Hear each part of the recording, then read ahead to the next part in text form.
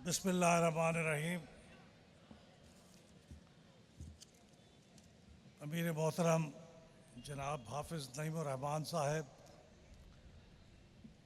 नाज़िम इज्तिमा जनाब लियाकत बलोच साहब, खा वो यहाँ मौजूद हैं या नहीं हैं, और जनाब अमीरुल अज़ीम साहब सेक्रेटरी जनरल जमात इस्लामी पाकिस्तान, जमात इस्लामी के अरकान, मेंबरान और कारकुनान,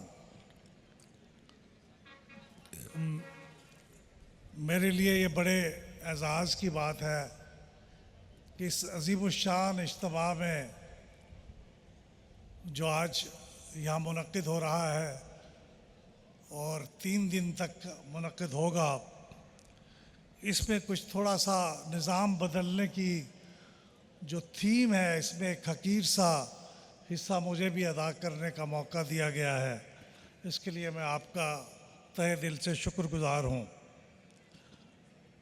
अब ये पिछले 78 साल से यहाँ लोग निज़ाम बदलने का नारा लगाते रहे हैं और इस नारे के बलबूते पे इक़्तिदार में आते रहे हैं, लेकिन शायद ही किसी ने ये बताया हो कि निज़ाम बदलने का उनके पास क्या लाएअमल है। मुझे बहुत खुशी हो रही है और मैं तहसीन करना चाहता हूँ जमात इस्लामी पाकिस्तान की और अमीर जमात की कि उन्होंने सिर्फ़ ये नारा ही नहीं लगाया, बल्कि इस निज़ाम की तफसीलात और जुज़ियात तय करने के लिए इस इज्तिमा के मुख्तलिफ़ सेशंस के अंदर बातें हुई हैं और माहिरीन को बुलाया गया है और उनसे इस्तिफ़ादा किया गया है और उसके ज़रिए से एक रोड मैप बनाने का इरादा ज़ाहिर किया गया है।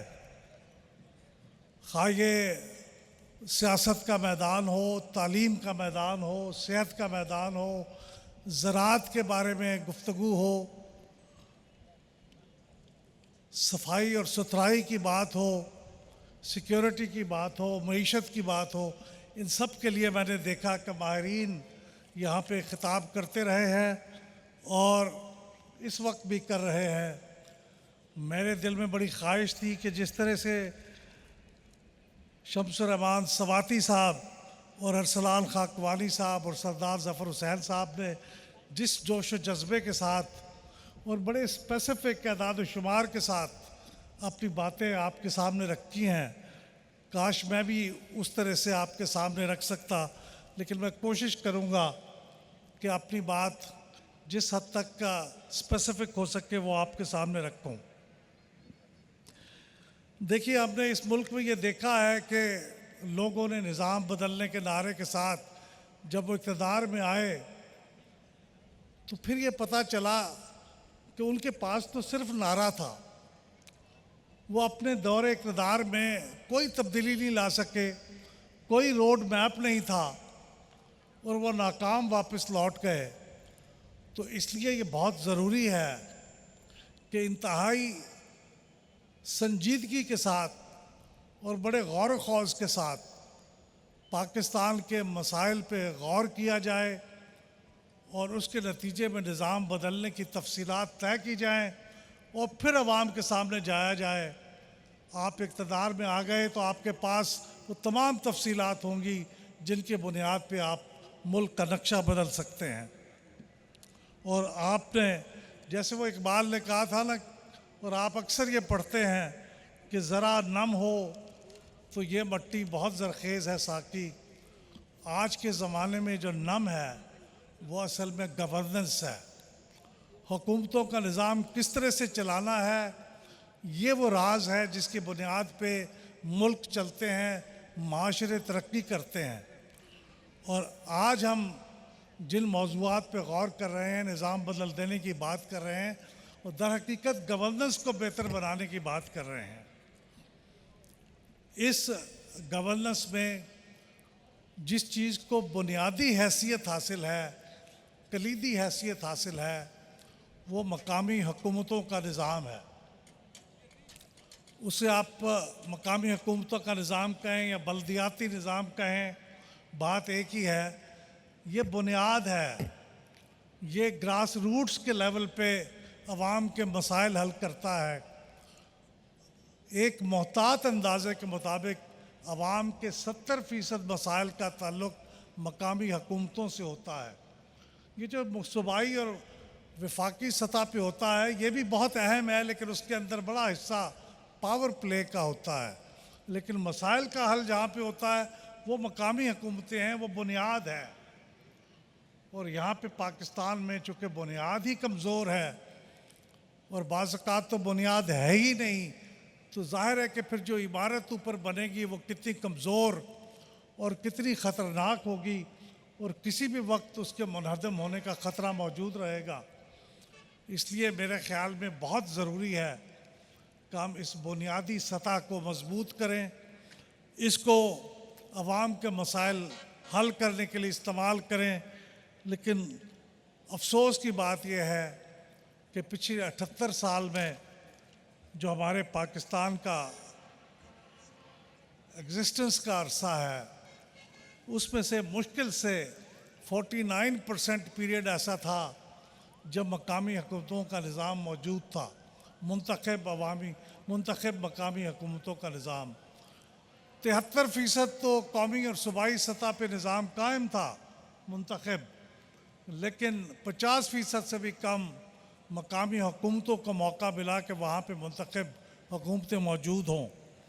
और ये वो निज़ाम है जिसमें आप देखते हैं कि एक बुनियाद को वसी तर सतह पे मजबूत करने का एहतमाम मौजूद है। इस वक्त आपका सियासी निज़ाम 1181 सेनेटरों, कौमी असम्बली के मेंबरों और सूबाई असम्बली के मेंबरों के ऊपर खड़ा है। पूरे इस 25 करोड़ के मुल्क में 1181 लोग एक मजबूत बुनियाद फराहम नहीं कर सकते, एक मुस्तहकम पाकिस्तान के बुनियाद नहीं बन सकते। उसके लिए मकामी हुकूमतों का निज़ाम जिसमें 2-3 लाख मुंतखब लोग होते हैं और 3-4 हज़ार मकामी हुकूमतें होती हैं, वो इस मुल्क को एक मुस्तहकम बुनियाद फराहम कर सकते हैं। और इस निज़ाम में ये गुंजाइश भी मौजूद है कि नौजवान सियासी निज़ाम का हिस्सा बन सकें। सूबाई और कौमी असम्बली के इंतखाबात के लिए जिन वसाइल की ज़रूरत होती है और जिस दौलत की ज़रूरत होती है वो नौजवानों के पास अमूमन नहीं होती। और नौजवान अगर सियासी मैदान में कोई खिदमात सरअंजाम देना चाहें तो उसके लिए सूबाई और कौमी सतह पे इंतखाब लड़ना तकरीबन नामुमकिन होता है। मकामी हुकूमतों के अंदर हल्के छोटे होते हैं, वसाइल कम चाहिए होते हैं, इसलिए नौजवानों को इसके अंदर शामिल होने का मौका मिलता है। और सिर्फ यही नहीं बल्कि इसके अंदर यह गुंजाइश भी होती है कि तकरीबन 5-6 हज़ार नौजवान काउंसलर्स की मखसूस नशिस्तें होती हैं, उसके ज़रिए से भी नौजवान इस निज़ाम के अंदर अपना रोल अदा करने के काबिल हो सकते हैं।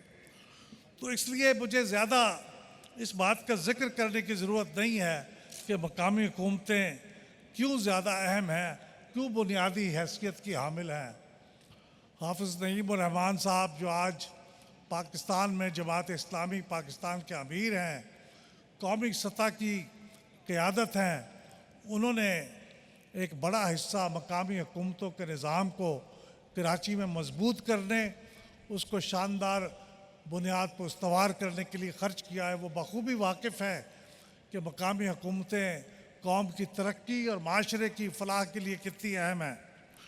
इस बारे में चंद तजावीज़ आपकी खिदमत में पेश करना चाहता हूँ कि किस तरह से हम मकामी हुकूमतों के निज़ाम के लिए कोई एक लाहे अमल बना सकते हैं, एक रोड मैप बना सकते हैं। बुनियादी बात यह है कि हमने देखा और अच्छी चीज़ दुनिया के किसी भी मुल्क में हो उसको इख्तियार करने में हमें कोई तामुल नहीं होना चाहिए। हिंदुस्तान में भी मकामी हुकूमतों का निज़ाम इसी तरह था जिस तरह से आज हमारे यहाँ है। इलेक्शन होते नहीं, अगर होते हैं बड़ी मजबूरी के आलम में तो फिर बड़ी कमज़ोर मकामी हुकूमतें वजूद में आती हैं कानून बड़ा कमज़ोर बनाया जाता है, और बन जाएं तो फिर उनको बर्खास्त करने की भी जल्दी की जाती है।